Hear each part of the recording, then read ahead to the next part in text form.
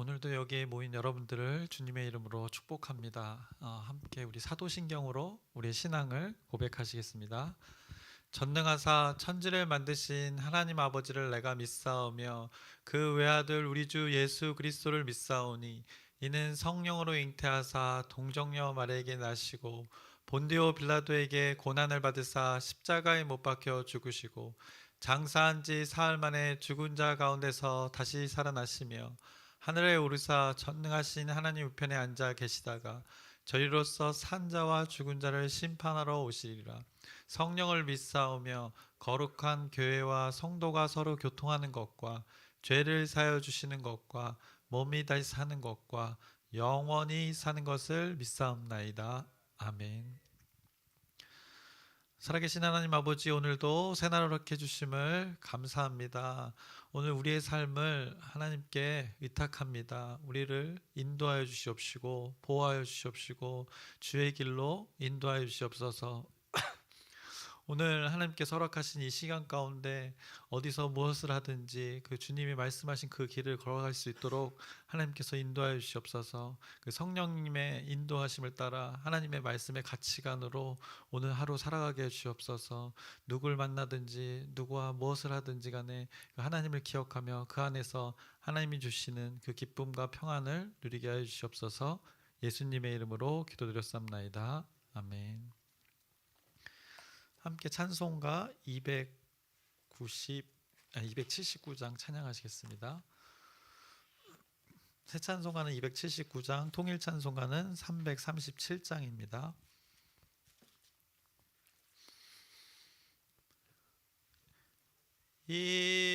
인내하신 구세주여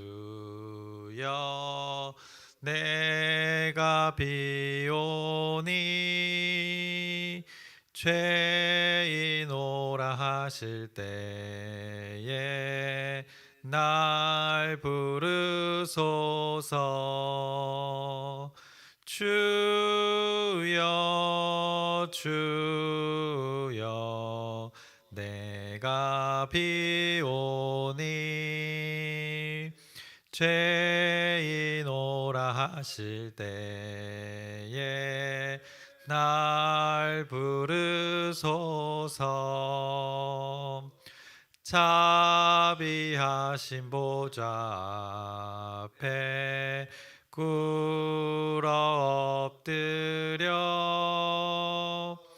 자복하고 회개하니 믿음 주소서. 주여 주여 내가 비오니 죄인오라 하실 때에 날 부르소서. 주의 공로 의지하여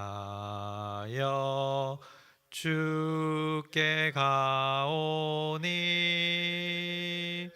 상한 마음을 고치시고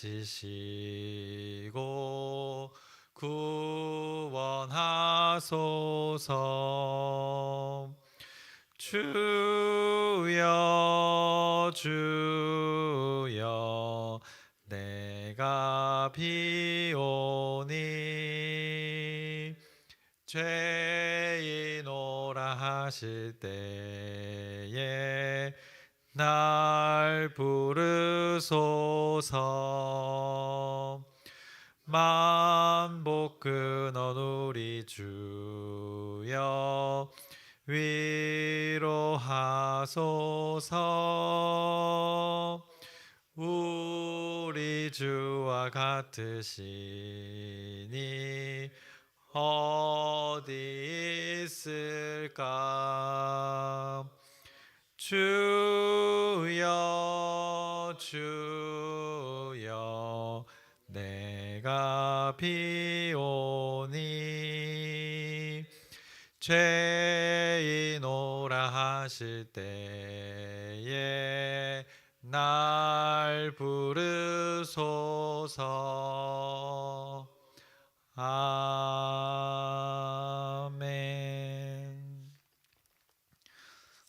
함께 나누실 말씀은 사무엘상 31장의 말씀입니다. 31장 전체의 말씀인데 함께 읽기는 6절 말씀 한 절 읽겠습니다. 사무엘상 31장 6절의 말씀입니다. 함께 읽겠습니다. 사울과 그의 세 아들과 무기를 든 자와 그의 모든 사람이 다 그날에 함께 죽었더라. 아멘. 이제 오늘은 31장의 말씀을 나눌 텐데 이제 사무엘상의 이제 마지막 장입니다. 그런데 이제 사무엘상을 무엇인가 이제 어떻게 보면 정리하고 마무리되어지는 것이 아니라 그 내용들이 갑작스런 이 사울과 이제 그의 아들들의 죽음을 말하고 이제 사무엘상이 마무리가 됩니다.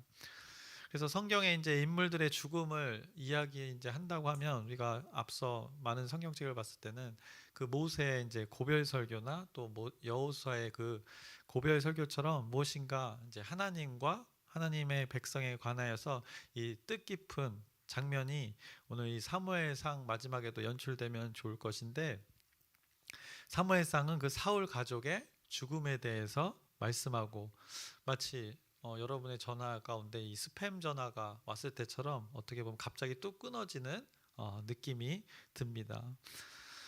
사울이 살아왔던 삶이 이제 그의 죽음처럼 어찌 보면 그만큼 하나님과의 관계가 원만하지 않았음을 오늘 31장에서 말씀하면서 사무엘상이 마무리되고 있습니다. 그래서 사무엘상은 어제 이제 30장에서 이미 다윗의 삶에 대해서는 마무리 지었습니다. 그 다윗이 살아온 삶의 증거들을 사무엘상의 거의 마지막 부분에 30장에 말씀하셨고, 그의 삶의 기준을 잘 나타내었습니다. 그래서 그의 삶의 기준이 하나님의 마음을 가지고 있었음을 계속해서 우리가 확인했습니다. 그 하나님의 속성인 사랑과 자비와 그 용서의 가치관의 그 기준이 그 한 개인과 그리고 여럿의 그 공동체에 적용되는 것을 우리가 성경을 통해서 목격했습니다.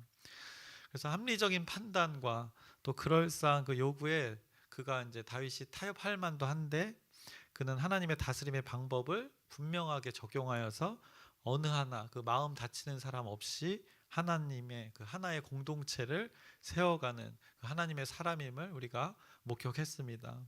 그래서 참 공동체가 세워져가는 모습을 어떻게 보면 사무엘상 그 30장에서 잘 제시해 주었습니다. 그리고 오늘 이제 31장에서 이제 다윗과 대비된 삶을 살았던 그 사울의 삶도 말씀해 주면서 그 삶의 끝을 말씀해 줍니다. 오늘 1절에서 2절의 말씀을 보시면, 블레셋 사람들이 이스라엘을 침해 이스라엘 사람들이 블레셋 사람들 앞에서 도망하여 길보아 산에서 엎드려져 죽으니라. 블레셋 사람들이 사울과 그의 아들들을 추격하여 사울의 아들 요나단과 아비나답과 말기수아를 죽이니라 라고 이렇게 성경이 말씀합니다. 28장과 29장에 있었던 그 블레셋과의 그 대치 상황에서 이제 전투가 시작되어서 블레셋이 이스라엘을 이제 마구 무찌르는 장면이 나오는 것입니다. 그로 인해서 결국에는 이제 사울과 그의 아들들의 죽음을 오늘 이 31장 처음에 말씀하고 있습니다. 그러면서 유독 사울의 그 죽음 장면을 자세하게 그 묘사하고 있습니다. 사울이 쫓깁니다. 그 전쟁 가운데 그 활 쏘는 자가 그를 쫓았다고 성경이 말씀합니다. 그래서 활을 여러 군데 맞아서 이제 복부에 이제 손상을 입고 중상을 입었다고 성경이 말씀합니다. 그래서 원어를 보면 여기 개역개정에 표현되어 있지 않지만 그 복부를 가리키는 단어가 존재합니다. 그래서 아무튼 사울은 중상을 입고 이제 쓰러지게 됩니다. 그래서 3절의 말씀을 보시면, 사울이 패전함에 활 쏘는 자가 따라잡으니 사울이 그 활 쏘는 자에게 중상을 입은지라 라고 이렇게 성경이 말씀합니다. 그 상황에서 사울은 이제 험한 꼴을 당하고 싶지 않은 것입니다. 그래서 자신이 왕으로서의 그 어떤 모욕과 치욕을 당하고 싶지 않았던 것입니다. 왜냐, 이제 곧 블레셋군들이 와서 자신을 무참히 어떻게 보면 살해할 것을 분명히 자신도 알았기 때문입니다. 이제 그의 인생의 마지막이 임한 것을 자신도 알고 두려움이 그 가운데 임했던 것입니다. 그래서 당시에는 뭐 전쟁들을 보면 다 아시겠지만 상대의 그 유력한 적군과 대결해서 그 승리를 하게 되면 그 진 사람을 가차없이 목을 베고 뭐 높은 곳에 매달아 이제 새들의 밥이 되게 하고 들짐승에 잡아먹게 하는 그 치욕을 주었던 그때의 일들이 있습니다. 그리고 상대의 머리를 잘라 기념을 하기도 했습니다. 그래서 과거에 사무엘상 그 17장 44절에 보면 골리앗이 그 이스라엘 백성들과 대치할 때 골리앗이 상대를 찾으면서 했었던 말입니다. 그 블레셋 사람이 또 다윗에게 이르되 내게로 오라 내가 내 살을 공중의 새들과 들 짐승들에게 주리라 하는지라. 이처럼 그 상대를 승리하면 이렇게 했던 그들의 방법이 있었던 것입니다. 그리고 다윗이 그 골리앗을 무찌르고 그의 머리를 베어 가져온 것을 성경이 말씀했습니다. 그래서 같은 장 사무엘상 17장 54절을 보시면 다윗은 그 블레셋 사람의 머리를 예루살렘으로 가져가고 갑주는 자기 장막에 두니라. 그래서 적군의 수장을 이렇게 모욕을 주는 것이 일반적이었습니다. 결국은 이것은 어떤 그 군의 사기와 직결되는 것이기 때문입니다. 그래서 사울이 오늘 중상을 입고 블레셋군 그 할례받지 않은 자들에게 치욕을 당할까봐 그 옆에 자신의 옆에 있던 무기 든 자에게 오늘 요청을 합니다. 어떤 요청을 하냐? 가지고 있는 칼로 나를 죽이라고 사울이 요청합니다. 그러나 그 무기 든 자가 심히 무서우면서 아무것도 하지 못하고 있었습니다. 그때 사울은 이제 스스로 자기의 칼을 뽑아서 자기의 칼에 엎드려져 죽습니다. 그날 사울과 그 사울의 아들들 그리고 무기를 든 자 또한 그곳에서 모두 죽었다고 성경이 말합니다. 그 비참한 그의 결말을 사무엘상이 마지막에 말씀하고 있는 것입니다. 그의 삶의 결말은 비참한 죽음이었습니다. 자기의 칼에 죽음을 맞이했습니다. 과거에 사울이 이 블레셋과의 대치 상황에서 하나님께 물었을 때가 있었습니다. 하나님께 물었을 때 하나님께서 답하지 않으셨던 적이 있습니다. 무엇을 해도 침묵하셨었습니다. 그때 사울은 기다렸어야 했습니다. 그런데 그에게 임한 두려움 때문에 그는 엔돌의 그 신접한 여자를 찾아갑니다. 그때도 그에게 지배했던 것은 두려움입니다. 그 두려움 때문에 전쟁 중에 목숨을 걸고 그 한 행동이 그 신접한 여인을 찾아간 것이었습니다. 근데 오늘도 이 자신이 중상을 입고 이렇게 전쟁 가운데 두려움이 찾아와 스스로 목숨을 끊게 되는 안타까운 결말을 오늘 성경이 말씀하고 있습니다.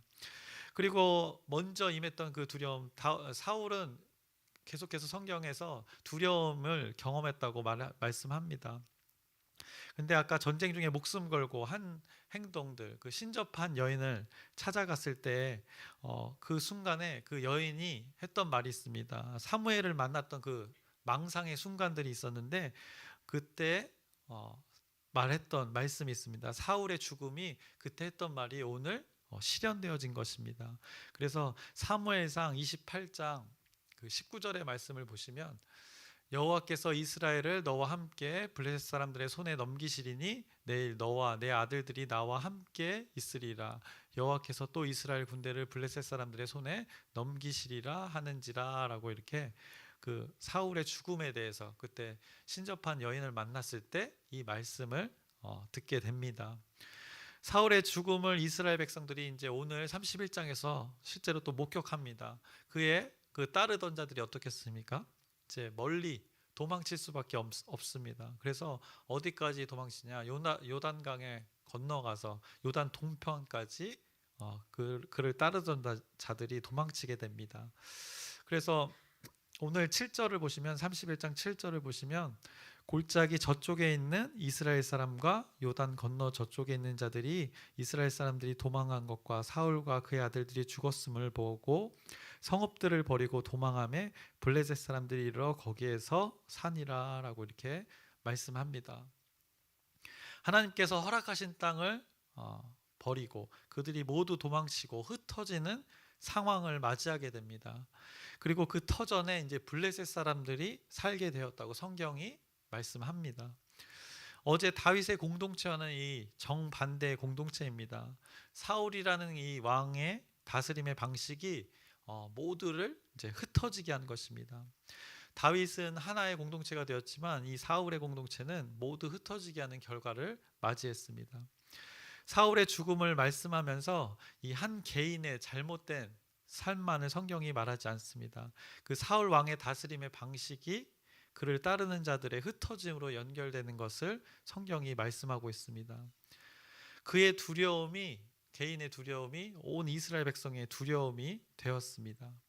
그래서 오늘 이 7절의 말씀은 또 13장에 있었던 말씀을 기억하게 됩니다. 13장 5절부터 7절의 말씀을 보겠습니다. 사무엘상 13장 5절의 말씀.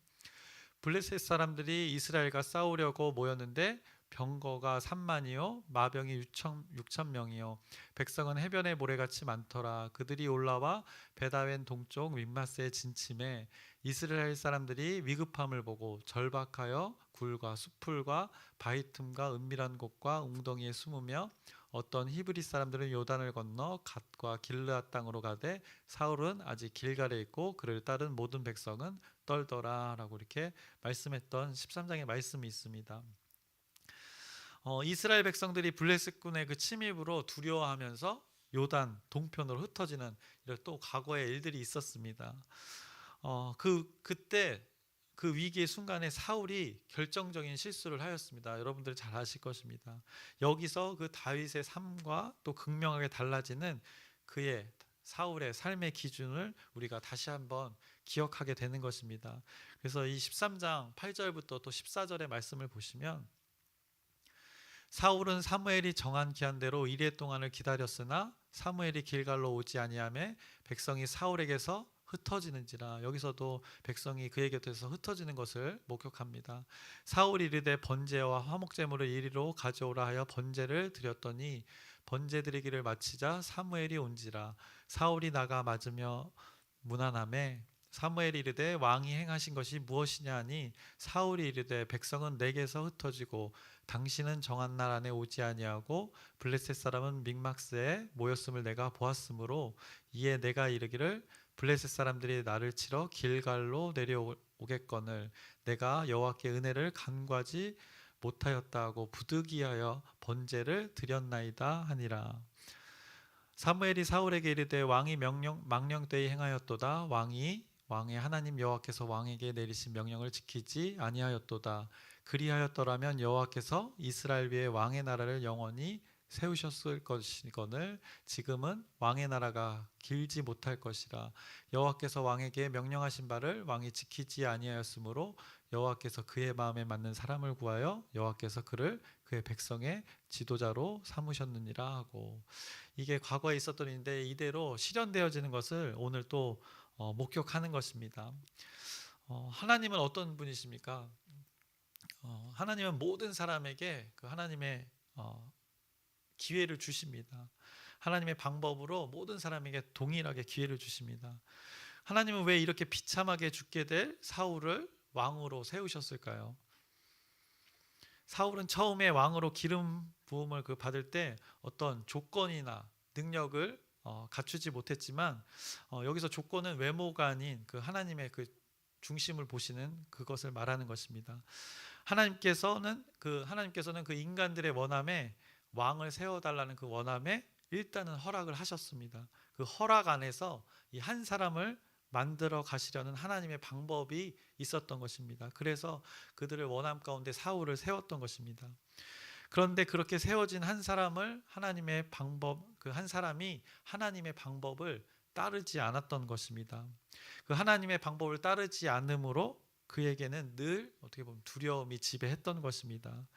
결국 그 두려움의 근거는 성경이 말하기로는 이제 하나님의 부재라고 할 수 있습니다. 하나님 없음, 그것이 이 다윗과 결정적인 차이를 만드는 이유였습니다. 사울이 왕이 된 후로는 하나님의 마음에 합하도록 어떻게 보면 노력했어야 했습니다. 그 노력은 하나님 말씀의 가치관의 그 기준으로 살아가는 것을 말합니다. 그의 삶에서 숱한 그 많은 기회와 선택이 있었습니다. 분명 하나님께서 사울에게 기회를 주신 것입니다. 축복의 자리로 인도하신 그 기회였습니다. 하지만 사울은 그것을 감당하지 못했습니다. 늘 자기를 위하여 살았던 그의 삶이었습니다. 그에게는 하나님이 늘 어떻게 보면 뒷전이었습니다. 그래서 13장에서 사무엘이 사울에게 그 망상 가운데 말했습니다. 13장의 13절을 보시면 사울이 망령되이 행하였다고 성경이 말씀합니다. 그리고 그 전에 12절에서는 그의 변명을 들을 수 있습니다. 어떻게 얘기하냐면 마지막을 보시면 부득이하여라고 이렇게 고백하는 모습을 우리가 확인할 수 있습니다. 하나님 앞에서 이 부득이라는 것은 허용될 수 없는 것입니다. 우리의 생각, 자기의 생각에서는 이 부득이라는 것이 용납될 수 있지만 하나님 앞에서는 용납되지 않습니다. 아무리 옳다고 생각하는 우리의 생각은 하나님 말씀 앞에서 옳지 않을 수 있다는 것입니다. 그래서 진리는 오직 하나님의 말씀뿐임을 여러분이 기억하시길 바랍니다. 우리의 판단과 결정의 가장 우선순위는 이 진리가 되어야 함을 이 말씀을 통해서 여러분이 기억하시길 바랍니다. 사울은 자기의 판단과 자기의 생각을 따라 어떻게 보면 진실하지 못했습니다. 하나님 앞에서, 백성들 앞에서 진실하지 못하는 것입니다. 왜냐하면 진리를 따르지 않았고 진리를 왜곡했기 때문입니다. 사울은 책임을 전가하여 회피하며 합리하며 그를 변명하며 부득이하여라고 이렇게 고백했습니다. 결국 자기의 생각과 마음이 따로 노는 것입니다. 또 하나님의 마음과 자기의 마음이 따로 놀았던 것입니다. 우리도 생각과 마음이 따로 놀 때가 종종 있습니다. 누구와 그것이 달라질 때가 많습니까? 하나님의 마음과 우리의 마음이 다를 때가 있다는 것입니다. 이럴 때 우리는 이 사울과 같은 태도를 취하게 되는 것입니다. 우리의 생각과 마음이 하나 되어서 누구와 하나 되어야 합니까? 이거는 주일학교 어린이들에게 하는 질문입니다. 하나님과 그 합한 마음이라면 그것이 진리가 되는 것입니다. 그래서 여러분의 오늘의 마음은 어떻습니까? 여러분의 마음, 저와 우리의 마음을 잘 헤아려 보아야 합니다. 무엇을 기준으로 헤아려 봅니까? 하나님의 말씀, 하나님 말씀의 가치관, 다윗과 사울이 보여줬던 그 삶을 기억하면서 하나님의 말씀의 가치관을 우리가 주야로 그래서 묵상하는 것 아니겠습니까? 복을 받기 위한 수단으로 우리가 말씀을, 진리를 대하지 않습니다. 이 복이라는 결과는 과정이 좋아야 열매도 맺는 것입니다. 사실 이 과정을 거치는 것이 복임을 성경이 늘 말씀합니다. 우리가 이것을 놓쳐서는 안 됩니다. 그래서 다윗과 사울의 삶이 그것을 증명해 줍니다. 그들의 삶의 과정, 다윗의 삶의 과정이 그 복이었음을 성경이 말씀합니다. 그가 늘 하나님을 인식하면서 하나님을 기억하면서 모든 결정권의 기준이 되었던 그 하나님의 있고 없음의 차이는 그 천지 차이임을 여러분이 꼭 기억하시길 바랍니다. 사울이 죽음을 맞이한 이유, 그것을 부득이하여라고 이렇게 우리가 찾아볼 수 있습니다. 자신의 방법으로 늘 살았던 자의 결말을 오늘 31장에 말씀하고 있는 것입니다. 그래서 이제 설교를 마치려고 합니다. 이제 사무엘상을 마무리하면서 어떠한 삶이 하나님께서 원하시는 삶인지를 우리가 분명하게 알게 되었을 것입니다. 다윗의 삶과 사울의 삶, 그들의 삶의 과정을 여러분이 잘 기억하셨으면 좋겠습니다. 그러면 이제 이것이 또 이제 여러분에게 주어진 몫이 됩니다. 그래서 이 몫 가운데 저와 여러분 모두가 하나님의 말씀의 가치관으로 오늘 하루를 기쁘게 하나님의 말씀의 기준으로 살아가시기를 소망합니다. 그래서 하나님 말씀 진리를 따름으로 여러분 가운데 그 하나님의 참 자유가 여러분의 생각과 마음 가운데 평강으로 그 샬롬으로 충만히 이루어지기를 주님의 이름으로 축원합니다. 기도하겠습니다. 하나님 아버지, 사무엘상의 말씀을 우리가 쭉 나누었습니다. 하나님께서는 분명하게 말씀해 주셨습니다. 우리와 같은 그 사람의 삶을 통해서 어떻게 살아야 되는지를 말씀해 주십니다. 우리가 오늘도 수많은 선택과 결정을 합니다. 이 가운데 무엇을 따라야 될지 분명하게 분별하고 깨닫게 하시옵소서. 그 합리화할 수 있는 상황과 합리적인 우리의 이성의 판단을 따를 그 순간에도 먼저 하나님의 말씀의 기준을 기억하게 하여 주시옵소서. 그래서 우리의 삶이 하나님으로 인하여 형통한 삶이 되어지기를 소망하며 우리 공동체를 하나님께서 인도하고 이끌어 주시옵소서. 예수님의 이름으로 기도드렸사옵나이다. 아멘. 하늘에 계신 우리 아버지여, 이름이 거룩히 여김을 받으시오며 나라의 마옵시며 뜻이 하늘에서 이루어진 것 같이 땅에서도 이루어지이다. 오늘날 우리에게 일용할 양식을 주옵시고 우리가 우리에게 죄 지은 자를 사하여 준 것 같이 우리의 죄를 사하여 주옵시고 우리를 시험에 들게 하지 마옵시며 다만 악에서 구하옵소서. 나라와 권세와 영광이 아버지께 영원히 있사옵나이다. 아멘. 기도 제목 나누겠습니다. 이 돌아오는 주일에는 이 재직 임명이 있습니다. 이 한 해 중요한 역할을 이제 감당하실 분들인데 잘 준비되어질 수 있도록, 잘 감당할 수 있도록 여러분의 기도 부탁드립니다. 그리고 또 이제 수술한 분도 계시고 이제 계절이 독한 감기로 고생하시는 분들 많이 계신데 여러분의 그 기도가 절실히 필요합니다. 그리고 요양병원에서 이 육신의 고통의 한계 때문에 괴로워하시는 분들도 계십니다. 그 가운데 마음만은 하나님께서 지켜주실 수 있도록 여러분의 기도 부탁드립니다. 그리고 오늘도 우리 공동체 가운데 하나님께서 우리에게 베풀어 주신 그 은혜와 자비와 사랑을 기억하면서 우리가 아멘 아멘으로 받을 마음을 허락해 달라고 우리 주여 크게 한번 부르짖고 함께 기도하시겠습니다.